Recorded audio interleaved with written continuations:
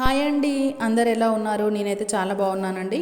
ఈ వీడియోలో నేను తీసుకున్న ఒక యూస్ఫుల్ ఐటెం మీకు చూపించబోతున్నాను. అదేంటంటే శ్రావణ మాసంలో ప్రతి ఒక్కరు వరలక్ష్మి వ్రతం చేసుకుంటారు. వ్రతం అయిపోయిన తర్వాత వాయనం ఏ విధంగా ఇవ్వాలని ఆలోచిస్తుంటారు.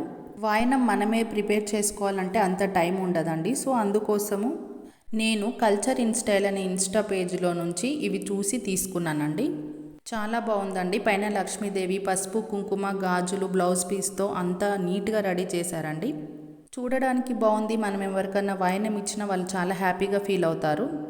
ఇంకా 1 మంత్ ఉంది, ఇప్పటి నుండే ఎందుకు తీసుకునేదని అనుకుంటున్నారా? అన్ని పనులు చేసుకోగలము. ఈ చిన్న చిన్న పనుల విషయానికి వచ్చేసరికి బాగా నెగ్లెక్ట్ చేస్తాము. అందుకోసమే నేను ఫస్ట్ వరలక్ష్మి వ్రతం పనులు వాయనంతో మొదలు పెట్టాను.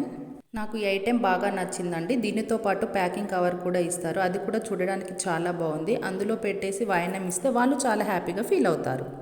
మీరు కూడా ఈ ఐటెంని తీసుకోవాలనుకుంటే స్క్రీన్ మీద నెంబర్ ఇచ్చానండి, వాళ్ళకి కాల్ చేసేయండి. డిస్క్రిప్షన్లో వాళ్ళ ఇన్స్టా పేజ్ లింక్ ఇస్తానండి, చూసి ఆర్డర్ చేసుకోండి.